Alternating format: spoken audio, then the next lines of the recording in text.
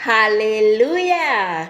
Shalom semua. Bertemu kita semula di segmen Rhapsody Reality untuk mendengarkan satu lagi ajaran firman Tuhan dari Pastor Chris. Haleluya!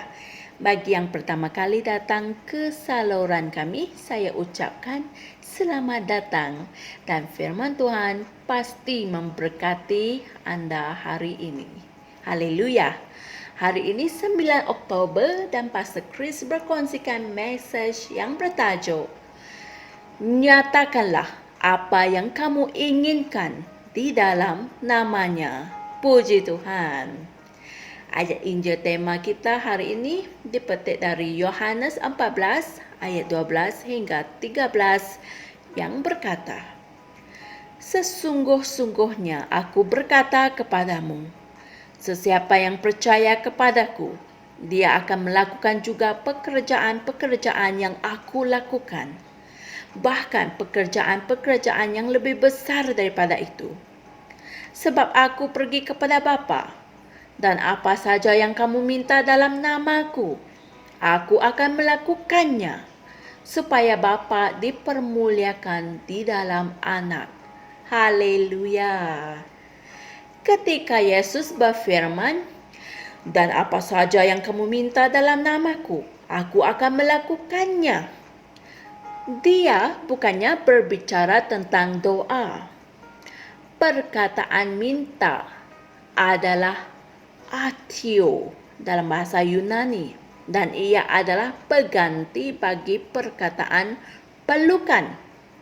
Perkataan itu tidak sama dengan perkataan yang dinyatakan dalam Yohanes 16 ayat 23, di mana Yesus berfirman, dan pada hari itu kamu tidak akan menanyakan apa-apa kepadaku. Sesungguh-sungguhnya aku berkata kepadamu, apa sahaja yang kamu minta kepada Bapa dalam namaku, Dia akan memberikannya kepadamu. Haleluya. Dalam situasi itu, perkataan minta adalah erotao, yaitu bahasa Yunani, yang merupakan sebuah doa. Di sini, Yesus menunjukkan kepada kita cara untuk berdoa kepada Bapa di dalam namanya. Haleluya. Tetapi, perkataan minta dalam ayat Injil tema kami membicarakan tentang kamu menuntut sesuatu dalam nama Yesus. Haleluya. Dalam Kisah Para Rasul 3 ayat 1 hingga 6, Alkitab menunjukkan kepada kita bagaimana Petrus dan Yohanes mengaplikasikannya. Mereka menemui seorang lelaki yang telah lumpuh sejak dari lahir dan meminta sedekah di hadapan pintu rumah Tuhan setiap hari. Petrus berkata kepadanya dalam Kisah Para Rasul 3 ayat 6, Perak dan emas tidak ada padaku, tetapi apa yang ada aku miliki, itulah yang aku berikan kepadamu. Dalam nama Yesus Kristus orang Nazaret itu, bangkit dan berjalanlah. Haleluya. Ini bukanlah doa.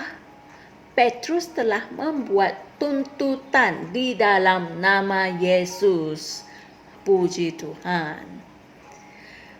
Banyak perkara jahat yang berlaku di dunia kita hari ini adalah disebabkan oleh para iblis. Tetapi dengan nama Yesus, kita dapat mengalahkan mereka. Amin. Kita memiliki kemenangan. Amin. Setiap kali kamu menghadapi situasi yang tidak baik, nyatakanlah apa yang kamu inginkan di dalam nama Yesus, dan suatu perubahan akan berlaku. Amin. Ia adalah mengenai kekuasaannya.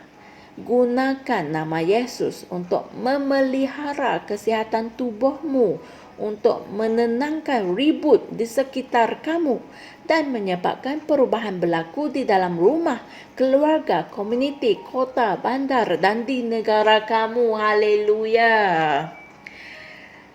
Saudara-saudari semua, mari kita sama-sama membuat pengakuan ini.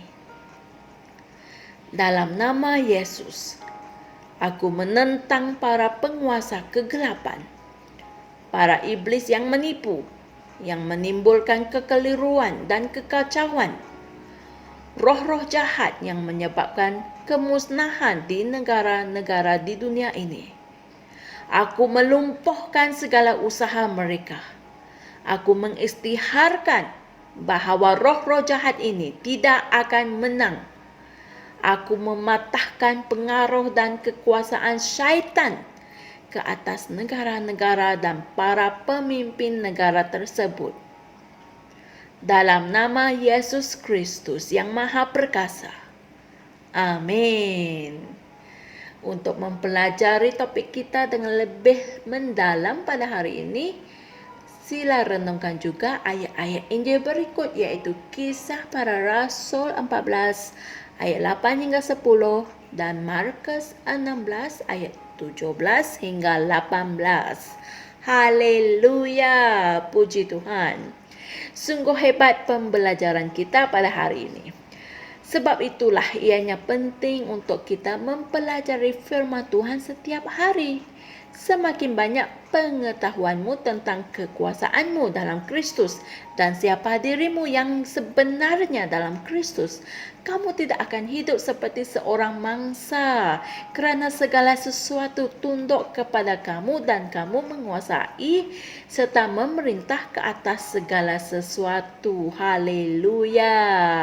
Saya dorongkan saudara-saudari semua renungkan semula dan baca semula ayat perkongsian kita pada hari ini, kerana ia sesungguhnya sangat mendalam dan berguna.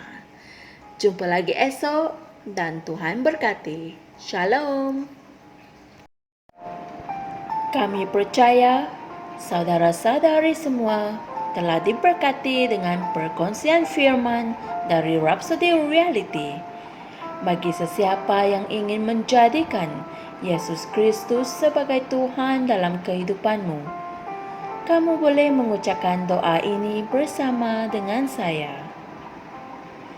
Ya Tuhan Allah, aku mempercayai Yesus Kristus, Anak Allah yang hidup dengan sepenuh hatiku. Aku percaya Dia telah mati untukku dan Allah telah membangkitkan Dia dari kematian. Aku percaya Dia hidup hari ini. Aku mengaku dengan mulutku bahawa Yesus Kristus adalah Tuhan dalam hidupku mulai dari hari ini. Melalui Dia dan di dalam nama-Nya, aku mempunyai kehidupan yang kekal. Aku telah dilahirkan semula. Terima kasih Allah kerana menyelamatkan jiwaku. Aku sekarang adalah anak Allah. Haleluya. Tahniah, sekarang kamu telah menjadi anak Allah. Untuk apa-apa sebarang pertanyaan atau untuk mendapatkan lebih banyak maklumat mengenai bagaimana untuk bertumbuh sebagai seorang Kristian, anda semua boleh hantar mesej di akaun Facebook kami atau email kami di tni.msia@gmail.com. Sekali lagi, tni.msia@gmail.com. Tuhan berkati Anda semua.